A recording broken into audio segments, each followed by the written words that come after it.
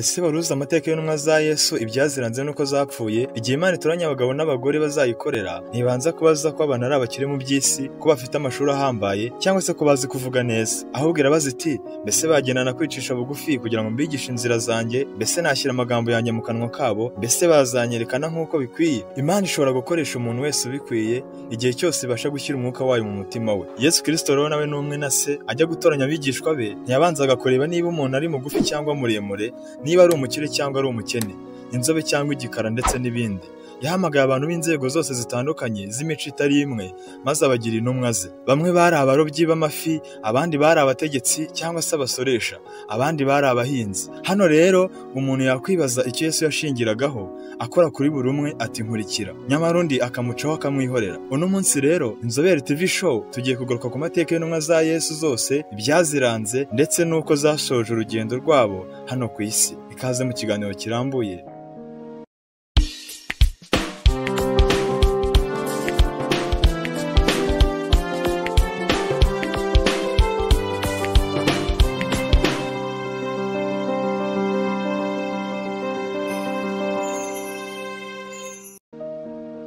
Mu by'ukuri nk'uko tubikesha ibitabo bitandukanye bivuga ku mibereho y'intumwa za Yesu, Rengera ubuzima volume ya 2 paji 94. Mu by'ukuri iyo urebye imibereho y'abigishwa ba Yesu usanga yari iteye agahinda, ndetse wakwibaza icyo Yesu yabaga yarahereyeho abatoranya cyangwa icyo barushaga abandi, kuko byagaragaye ko nabo batari basobanukiwe. Bimwe mu byaranze intumwa za Yesu mbere ya Pentekote ni ibi bikurikira. Abo bagabo uko ari 12 bahoraga biteguye ko Mesiya wa hano wacungura Abisirayeli akuraho ingoma y'Abaroma yabakoronije, maze agatangaza ko abaye umwami w'icyo gihugu, nabo bakaba ibyegera bye. Bari barigabanije za minisiteri n'indi myanya ikomeye yo muri guverinoma.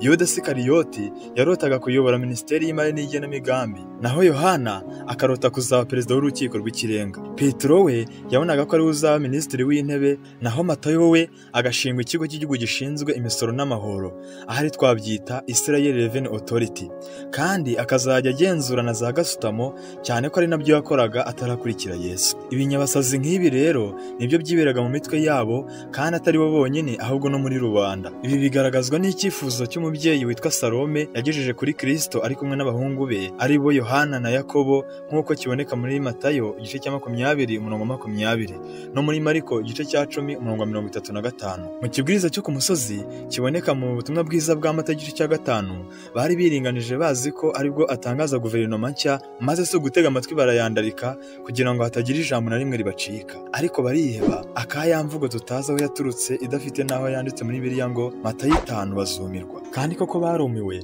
burya nta kabura imvano. Uwo munsi Kristo yabwirije abari bateraniye aho abahirwa bari bo. Arangije afunga icyigisho, abantu basubiza amerwe mu isaho barataha. Nyuma yaho bagerageje inshuro nyinshi kumwimika ku ngufu, ariko akabahunga. Munyemerere tugaruke kuri imwe mu mico y'intumwa za Yesu. Uwitwa Yohana na mwene se bari barahimbwe bene nkuba kubera amahane yabo. Bigeze gusaba Yesu ngo abaho uburenganzira bwo kumanura umuriro wo gutwika abaturage b'umudugudu w'i Samariya, kuko babimye icumbi.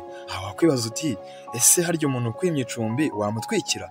Mbega barutwitse n'abakanyamahane we. Uwitwa Filipo yigeze kubaza Yesu ati, rwose wazatweretse data wa twese, uhora utubwira ko tutamuzi? Yesu ati, Filipo n'igihe twabaniye ntunzi koko? Umbonye ababonye data. Filipo ntiyarasobanukiwe neza n'ihame ry'ubutatu bwera, nk'uko natwe bitujijira keretse kubyizera. Ariko ubundi buriya iyo abyemererwa, umunyabyaha wari ukiri mu ntege nke yari kureba Imana koko? Uwitwa Tomasi we yari umwemera gato bikabije, ntiyizeraga ko Yesu azazuka. Ubwo ku munsi wa 3 nyuma y'urupfu rwe yiyerekaga abigishwa be, Tomasi adahari, uyu mugabo yateje impaka mu ntumwa za Yesu ngo kuzuka kwa Yesu ntibishoboka keretse namwibonera n'amaso ye. Harya utemeraga ko Kristo ashobora kuzuka niwe wari kuzasigara ari umuhamya we? Kristo yamwiyeretse agombye kumwereka za nkovu zose, ariko aramubwira ati, hahirwa uwemera atabonye. Ni nkaho yamubwiye ati, ndakugaye kuko wateje imvururu zitari ngombwa. Uwitwa Petero we yari igihubutsi, kandi akaba bavugirije wiyutaga mu magambo. Yamwihakanye 3 kose ko ntawe amuzi, nyamara yaramusezeranije ko no mu rupfu bazapfana. Petero uyu ku karimi yabaga ari intwari kurusha abandi, ariko ku rugamba akaba ikigwari kurusha abandi. Mbese ujya ubabazwa nuko ibyo usezeranira Yesu rimwe na rimwe bikunanira? Guma ku birenge bya Yesu umusabe imbaraga, nk'uko igihe cyageze na Petero agakurwa mu ntege nke, akambikwa imbaraga z'indengakamere. Intambara turwana ntirwanishwa intwaro z'umubiri, ahubwo irwanishwa amavi. Harya muramwibuka atema amatwi y'umuja wari waje kurebera uko bari gukubita Yesu? Ese ubundi kuki yarahimbiwe kuri uwo, kandi abasirikare b'Abaroma bakubitaga shebuja. Yesu yakosoye Petero asubizaho ugutwi ko abandi yari aciye, aramubwira ati subiza inkota mu rwubati, kuko uwicisha inkota nawe azayicishwa. Naho uwitwa Yuda Isikariyota waje kumugambanira akamutanga ngo bamwice abasabye ibiceri by'ifeza 30 gusa, ikibabaje kuri Yuda nuko yaje kwica atanihannye, yimanika ku mugozi yitura hasi arasandara. Ya mafaranga ntiyayariyeho na rimwe, babuze icyo bayakoresha, agurwamo irimbi, kandi nabwo umurambo wa Yuda ntiwaritaha ngo ashyingurwemo kuko yariwe n'imbwa. Ibya Yuda Isikariyota ni birebire ndetse n'agahinda gusa. Icya mbere, niwe mwigishwa wa Yesu utarigeze abwirwa ngo nkurikira, ahubwo yaritoye kuko ari we wabyisabiye Yesu nawe akabyemera. Icya kabiri, Yuda yari igisambo, yahoraga yiba ku mutungo w'intumwa kuko ari wari umucungamutungo anashinzwe no kubahahira. Yesu yamugiriraga ibanga ariko akamuhana biherereye, aho kugira ngo abireke undi akarakara akabifata nko kumwibasira. Icya gatatu, umwuka w'ubuhanuzi uvuga ko iyo yajyanaga n'izindi ntumwa ku rugendo rwo kubwiriza ubutumwa cyangwa akagira indi mirimo akora wo kwitanga, ngo yihereraga ntawe umureba, akisubiza kandi akinsimbura mu byizi, ari byo gusubizwa ibyo ukorera ku munsi iyo wiriwe mu kwawe. Ibi rero birerekana ko nta kintu na kimwe Yuda yize atanga ku buntu, kuko yisubizaga igurane mu ibanga ndetse harimo n'inyungu. Mbega ibya Yuda ntibikwiye kutwigisha twese? Kuki wavutse umuntu ubuzima bwe ushaka ibintu n'amafaranga? Nubwo nta cyiza twabonye kuri bariya bagabo 12, byagaragaye ko hari mu itangira ryo guhamagarwa kwabo. Igihe cyarageze bahindurirwa amateka, baba intwari zanyeganyije isi kubera ubutumwa bwiza, ndetse bose bagira amaherezo meza, basinzira nk'intwari zaguye ku rugamba kandi zizazukira guhabwa amakamba n'ingororano, uretse Yuda Isikariyoti wiyahuye akazarimbuka kuko yikuyeho ubuzima atitaye ku kimwari cy'ibyo yaramaze gukorera umuziranenge. Urukundo bakunze Yesu wabagiriye icyizere akabatoranya, barumweretse babihamishije gusinyisha amaraso yabo ko nabo bamukunda. Nta wisaziye muri bo, ahubwo bose bishwe impfu zishishana, uretse Yohana umuhishuzi babuze uko bagira kuko yatetswe mu ngunguru y'amavuta akanga gushya, yakoherwa mu bisimba bikanga kumurya, yakwicishwa inzara akagaburirwa n'ibikona, bityo akagarurwa mu bantu. Ese wari uzi amaherezo y'intumwa za Yesu? Nayo nyemerera ngo ucire ku mayange. Dore muri make amaherezo y'intumwa za Yesu. Munyemerere duhere ku wa mbere, Simoni Petero. Nk'uko nabibabwiye mu ncamake yo haruguru, yari umugabo w'i Betesida mu ntara y'i Galileya. Ubusobanuro bw'izina rye, izina Petero risobanura ibuye cyangwa mu cyongereza twita stone, naho Simoni bigasobanura uwumva cyangwa kumva, hearing. Uyu mugabo wari wubatse afite umugore, nk'uko tubibona yari w'i Betaniya mu ntara y'i Galileya. Kristo amuhamagara yamusanganye n'umuvandimwe we Andereya aho barobaga amafi mu nyanja y'i Galileya, maze aramubwira ati nkurikira nzakugira umurobyi w'abantu. Undi ahera ubwo asiga ubwato bwe aramukurikira. Nyina umubyara yitwaga Jowana, nawe se umubyara yitwaga Yona, usibye ko atari Yona wa wundi watumwe i Niniwe. Amaherezo ye, Petero yishwe n'Abaroma ku ngoma y'umwami Nero, hari mu mwaka wa 67 nyuma y'urupfu rwa Yesu. Yapfuye abambwa acuritse, umutwe uri hasi, amaguru ari hejuru, biturutse ku cyifuzo cye cy'uko abibonaga nk'icyubahiro kimurenze kubambwa nk'umwami we Yesu yakundaga kandi akubaha. Abaroma bahera ko bamukorera ibyo yisabiye, ariko bumiwe. Reka tunyaruke tujye ku wa kabiri, Andereya. Ubusobanuro bw'izina Andereya bisobanura ukuze mu bitekerezo. Kimwe n'umuvandimwe we Petero, yari w'i Betesida w'i Galileya, yakoraga umurimo wo kuroba amafi. Yahamagawe na Yesu ari kumwe na Petero, bari ku kazi k'umwuga wabo. Bahera ko basiga inshundura zabo n'ubwato baramukurikira. Amaherezo ye, Andereya yiciwe i Patirasi hagati y'Uburusiya n'Ubugiriki mu mujyi wa Ashayiya, yicishijwe n'umwami waho witwa Aegasi, wabanje kumwinginga kwihakana Kristo kugira ngo aticwa akamuhakanira. Yishwe mu mwaka wa 69 nyuma ya Kristo, abambwe ku musaraba, aho yamaze iminsi 3 amanitswe ari muzima kandi ahamiriza Yesu kubazaga kumushungera kugeza anogotse ku munsi wa 3. Uyu mwami w'umugome yategetse ko bamuba batamuteye imisumari kugira ngo azaba ari igihe kirekire gishoboka. Amagambo ye ya nyuma naya akurikira: nyakira Yesu Kristo, uwo niboneye, uwo nkunda kandi nkaba ndi muri we. Akira umwuka wanjye kugira ngo nduhukire mu mahoro yawe. Umukristo witwa Makisimira niwe wajyanye umurambo we ajya kuwushyingura. Uwa 3, Yakobo mwene Zebedeyo. Ubusobanuro bw'izina rye, izina Yakobo bisobanura umuriganya cyangwa umubeshyi. Yakobo uyu atandukanye na Yakobo wo mu isezerano rya kera, waje guhindurirwa izina akitwa Isirayeli, akanakomokaho n'Abisirayeli. Uyu Yakobo mvuze haruguru akaba yari mukuru wa Yohana ukundwa. Aba basore bombi bari ab'i Galileya. Ise umubyara yitwaga Zebedeyo, naho nyina akitwa Salome. Ushobora kuba yari afitanye isano na bugufi na Bikira Mariya nyina wa Yesu. Yakobo na murumuna we Yohana bivuga ko bari ibyamamare n'abakire ku cyambu cy'inyanja y'i Galileya kubera ikampani cyangwa se sosiyete y'ubucuruzi ikora iby'uburobyi, bakaba bari banafite amato menshi yabo bwite. Kubera amahane y'aba basore, abantu bari barabahimbye bene Nkuba. Amaherezo ya Yakobo uyu nguyu niwe wishwe mbere y'intumwa zose, apfa ateraguwe ibyuma cyangwa se inkota ku bw'itegeko ry'umwami Herode Agiripa wa mbere, hari mu mwaka wa 44 nyuma ya Kristo. Tunyarutse tugeze kuri mwene se Yohana, ubusobanuro bw'izina rye Yohana risobanura ngo Uwiteka yagize ubuntu cyangwa Uhoraho agira ubuntu.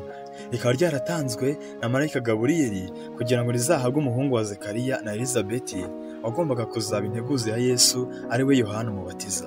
Yohana uyu we yari umuvandimwe wa Yakobo nk'uko nabivuze haruguru.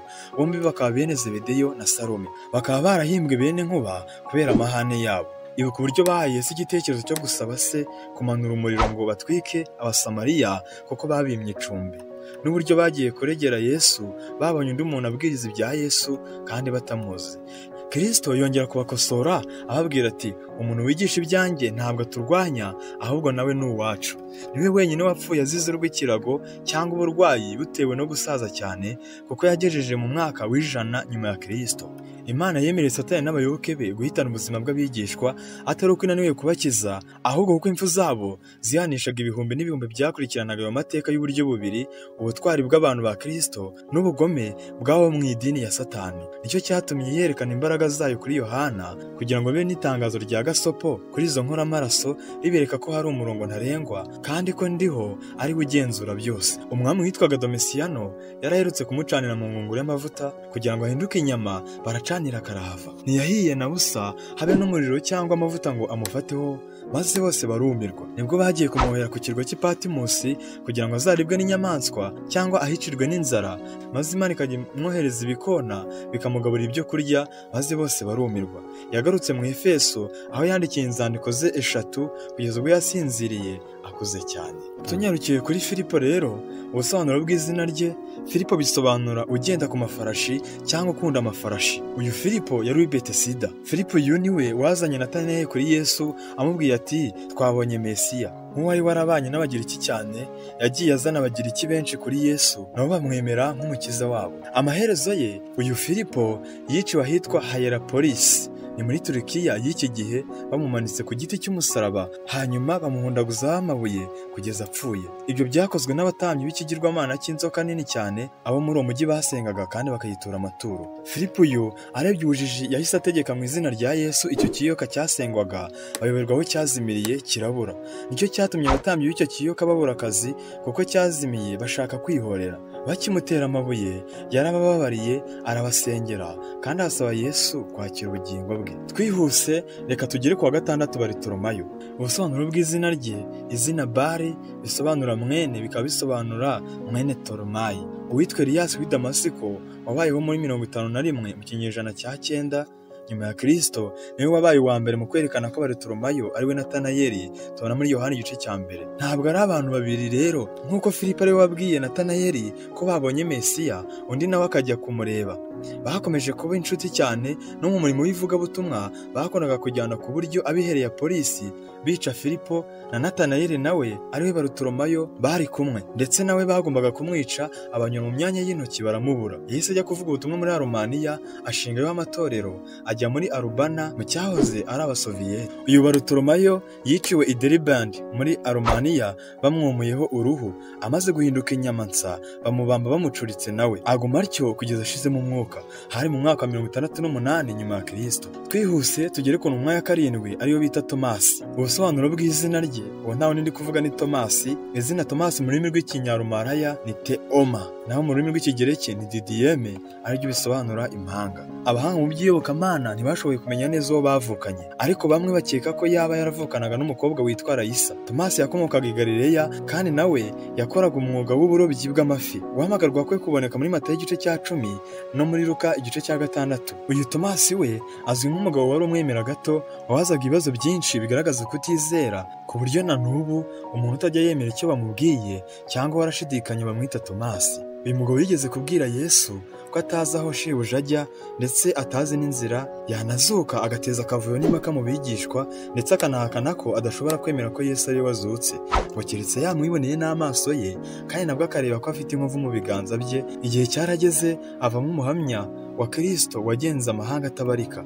akora ibimenyetso n'ibitangaza ku buryo ukuyemo Petero na Yohana nta wundi wabaye icyamamare nka we. By'umwihariko Tomasi yabaye intumwa mu gihugu cy'Ubuhinde. Ibidasanzwe kuri Tomasi, uyu mugabo yibereye i Yerusalemu yumvise intumwa z'Abanyasiriya zavuga ko zishaka umwotsi kabuhariwe bajyana mu Buhinde, kubakira umwami wabo witwaga Gondopharesi ingoro y'akataraboneka ikwiriye umwami nka we. Tomasi yuriye ubwato nk'ujyanwe no kubaka iyo ngoro, hari mu mwaka wa 52 nyuma ya Kristo.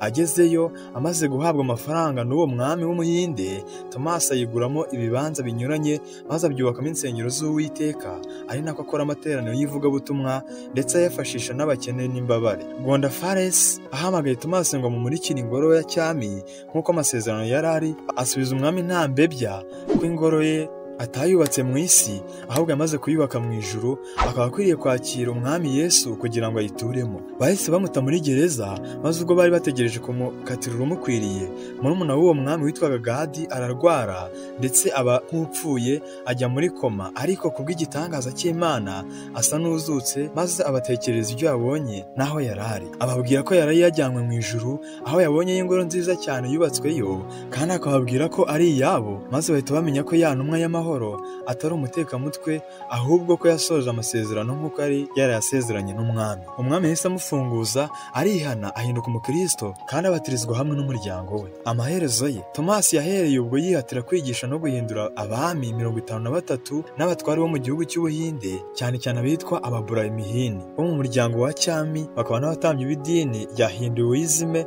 isenga inka. Ababurahimini babonye idini yabo igiye gusenyuka kubwo kubura abayoboke, biyemeje kwica Tomasi, maze bagaba igitero kijya kumushakisha, baramutangatanga. Uwo musozi yiciweho bahise bawumwitirira kugeza na n'ubu witwa Saint Tomasi cyangwa Mutagatifu Tomasi, uherereye ahitwa Mariupol mu gihugu cy'Ubuhinde. Uwa munani ni Lewi Matayo. Ubusobanuro bw'izina rye, izina Lewi bisobanura komatana, naho Matayo bigasobanura impano y'Uwiteka. Iri zina Matayo yaba yararahawe na Yesu amaze kuba umwigishwa we, kimwe na Simoni. Yesu yahise yita Petero, maze ayo mazina yombi akaba yabo. Matayo uyu yavaga inda imwe na Yakobo mutoya, bombi bakaba bari abana ba Rufayo. Matayo uyu yari umusoresha i Kaperinawumu mu ntara yayoborwaga na Herode Antipa. Kuba yari mu itsinda ry'abitwa Paritetowa bakorana n'abarepubulika, abakozi b'Abaroma bashinzwe imisoro, yangwaga n'Abayuda bene wabo kandi bakamufata nk'umugambanyi ukorana n'abanyamahanga babakoronirije igihugu. Ubwo Kristo Yesu yamusangaga mu biro bye ari mu mafaranga na kitansi, akamubwira ati nkurikira, yahereye ko atanga ibikoresho by'akazi akurikira Yesu. Bidatinze niwe wari witeguye ibiro byo kwakira Yesu iwe, maze agatumira abakoresha b'ikoro ba Rujigo n'abakozi ba za Gasutamo, bakakiranywa na yombi na Yesu. Ibingibi akibikora byafashwe nk'igikorwa cyarakaje Abayuda cyane, bakariga Kristo ko yicana n'abanyabyaha agasangira nabo. Kristo yarasubije ati, abarwayi nibo bakeneye umuganga, ntabwo ari abazima. Naje kubw'abanyabyaha, naje kubw'abakiranutsi. Umurimo yakoze yakunze kubwiriza Abayuda bene wabo kandi yihatira kubumvisha uburyo Yesu ari we Mesiya wasezeranywe kandi bari bategereje. Cyakora nyuma ya Pentekoti nawe yasohotse Palestine ajya guhamya Yesu mu bihugu binyuranye, ari byo Egiputa na Etiyopiya byo muri Afurika. Yazuye umwana w'umwami wa Egiputa kandi akiza ibibembe umukobwa w'uwo mwami witwa Efigeniya. Yabaye muri Egiputa imyaka igera kuri 23 yose. Iyo dusomye igitekerezo cy'inkone y'umunyetiyopiya Filipo yabatirije mu butayu, amateka avuga ko iriya nkone yari minisitiri w'intebe wa Etiyopiya, yari yarabwirijwe na Matayo ndetse amuha Bibiliya, gusa akaba yarasomaga bimwe akabura ubusobanuro. Filipo rero si we wamubwiye Yesu bwa mbere cyangwa ngo amuhe ijambo ry'Imana, ni umurimo wa Matayo. Ikindi kimuvugwaho ni uko mu mafunguro ye atakoreshaga inyama cyangwa ibindi bikomoka ku matungo. Matayo rero amaherezo ye, urupfu rwa Matayo ruvuga mu buryo bwinshi butandukanye. Bamwe babanje kuvuga ko yazize urw'ikirago ntawe umwishe, abandi bakavuga ko yaciwe igihanga, ariko amakuru y'impamo ni uko yicishijwe inkota agateragurwa ibyuma kugeza apfuye, hari ku ngoma y'umwami Domisiyano. Tudatinze reka tugere ku wa 9 Yakobo. Uyu Yakobo ni mwene Arufayo, banamwitaga Yakobo w'umuto, James Deres, kuko Yakobo mukuru wa wundi twavuze haruguru yavaga inda imwe na Yohana bene Zebedeyo, abana b'inkuba.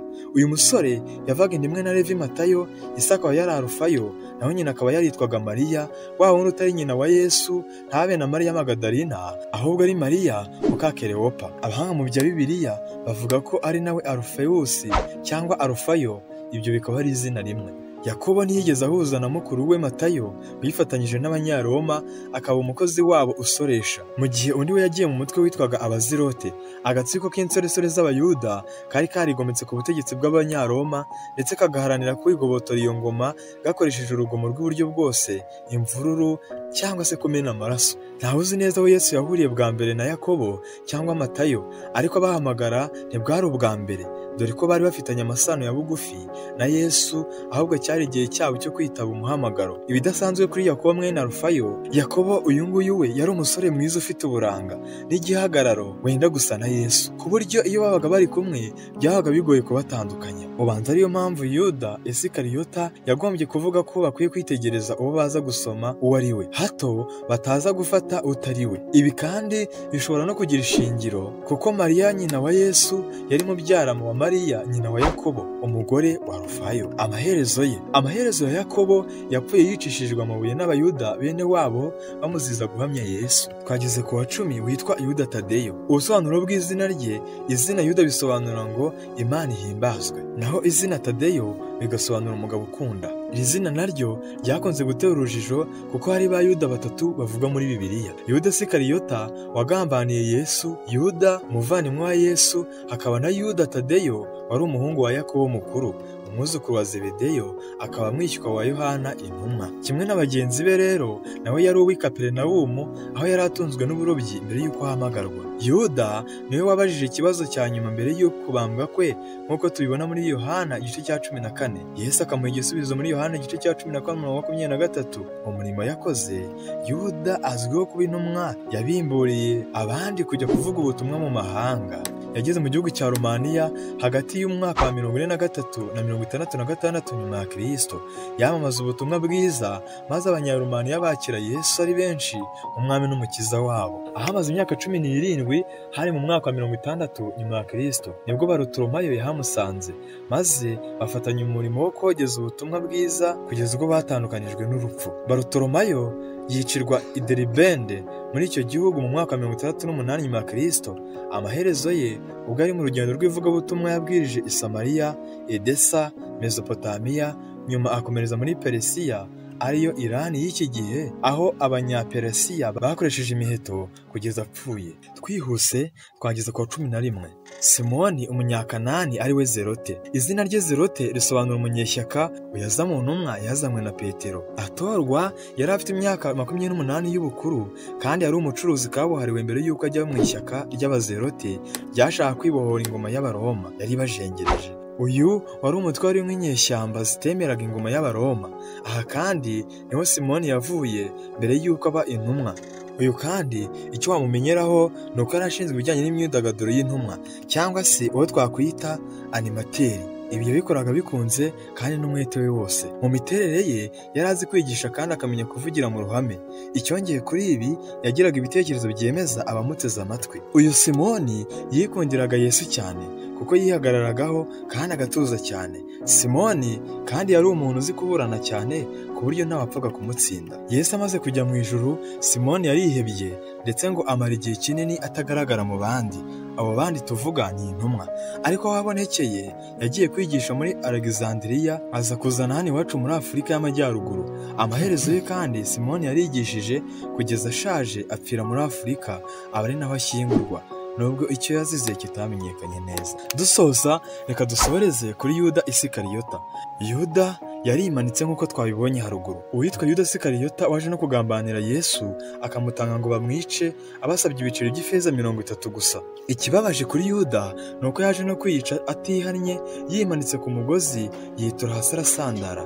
Ya mafaranga ntiyayariyeho na rimwe, babuze icyo bayakoresha, agurwa mu irimbi, kandi nabwo umurambo wa Yuda ntiwarihambwamo, ahubwo yariwe n'imbwa. Ibya Yuda Isikariyota ni birebire ndetse nta gahinda gusa. Icya mbere, niwe mwigishwa wa Yesu utarigeze abwirwa ngo nkurikira, ahubwo yaritoye, ariho byisabiye Yesu nawe arabimwemerera.